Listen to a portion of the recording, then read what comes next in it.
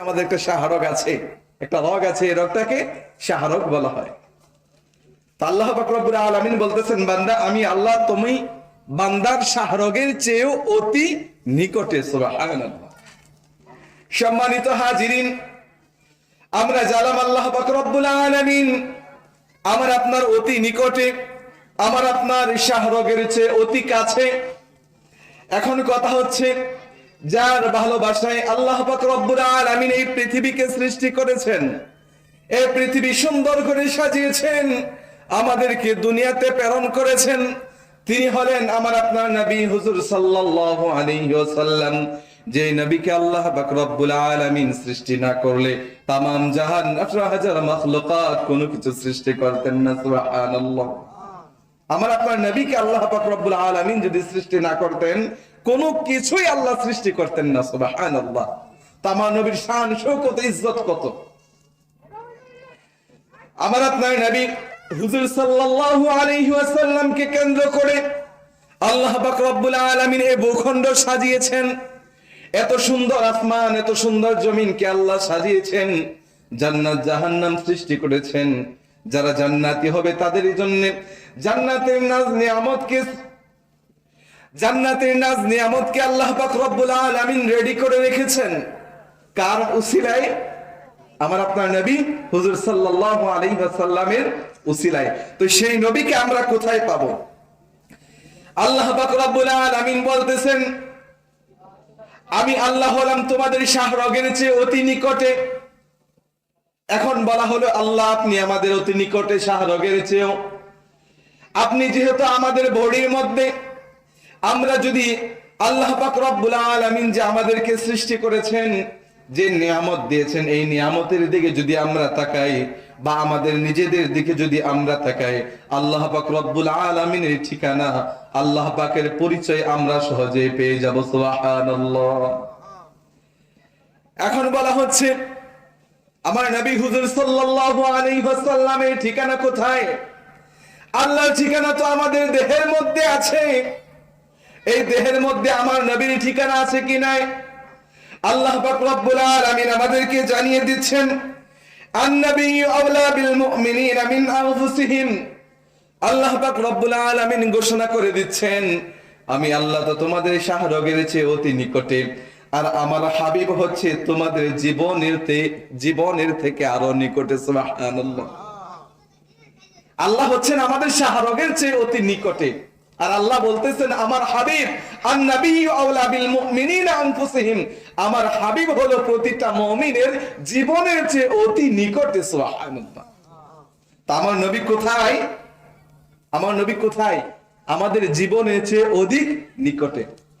এই আয়াতের ব্যাখ্যা করেছেন আল্লামা আশরাফ আলী থানভী রাহমাতুল্লাহি আলাইহি। এই আয়াতের ব্যাখ্যা করতে গিয়ে বলেন, আওলা বিমানা আকরাব, যে আমাদের নবী হলো আমাদের জানের চেয়ে অতি নিকটে, আমাদের জানের চেয়ে অতি নিকটে। সুবহানাল্লাহ। তা আমরা জানলাম আল্লাহর ঠিকানা কোথায়? আমাদের শাহরগের চেয়ে অতি নিকটে আল্লাহ আমাদের আছেন। আর আমাদের নবী কোথায়? আমাদের জীবনের চেয়ে অতি নিকটে হলেন আমার আপনার নবী হুজুর সাল্লাল্লাহু আলাইহি ওয়াসাল্লাম। আমরা নামাজ পড়ি কি পড়ি না? আমরা নামাজ পড়ি না? এই নামাজের মধ্যে আমার নবী আছে, আজানে আমার নবী আছে, ইকামতে আমার নবী আছে। আল্লাহ পাক রব্বুল আলামিন যেখানে ওনাকে রেখেছেন, ওনার পাশে আমার আপনার নবীকে আল্লাহ রেখেছেন। সুবহানাল্লাহ। এত শান শওকত, এত ইজ্জত আল্লাহ পাক রব্বুল আলামিন আমার আপনার নবী হুজুর সাল্লাল্লাহু আলাইহি ওয়াসাল্লামকে দিয়েছেন। এখন কথা হলো, আমার নবী হুজুর সাল্লাল্লাহু আলাইহি ওয়াসাল্লাম উনি এই দুনিয়াতে আমার আপনার জীবনের চেয়ে অতি নিকটে কিনা? এই প্রশ্নের জবাবে বলা হচ্ছে, আমার নবী হুজুর সাল্লাল্লাহু আলাইহি ওয়াসাল্লাম এই পৃথিবীতে আমার আপনার অতি নিকটে না। আমার আপনার নবী হুজুর সাল্লাল্লাহু আলাইহি ওয়াসাল্লাম শুধু দুনিয়াতে নয়, আমার নবী হুজুর সাল্লাল্লাহু আলাইহি ওয়াসাল্লাম দুনিয়াতে যেমনি ভাবে দুনিয়াতে আমাদের আপন, তেমনি ভাবে কবরে আমাদের আপন। কবরে যেভাবে আমাদের আপন হবে, ঠিক অনুরূপ ভাবে আমার আপনার নবী হুজুর সাল্লাল্লাহু আলাইহি ওয়াসাল্লাম কিয়ামতের ময়দানে আমাদের অতি নিকটে থাকবেন। সুবহানাল্লাহ। তো আমার আপনার নবী হুজুর সাল্লাল্লাহু আলাইহি ওয়াসাল্লাম আমাদের জন্য রহমত, আমাদের জন্য বরকত কিনা? আমরা হাত উঁচু করে বলি, আমাদের নবী আমাদের জন্য রহমত কিনা? এই রহমত শুধু আমরা বলছি না, স্বয়ং আল্লাহ পাক রব্বুল আলামিন পবিত্র কালামুল্লাহ শরীফের মধ্যে জানিয়ে দিচ্ছেন, ওয়ামা আরসালনাকা ইল্লা রাহমাতাল লিল আলামিন।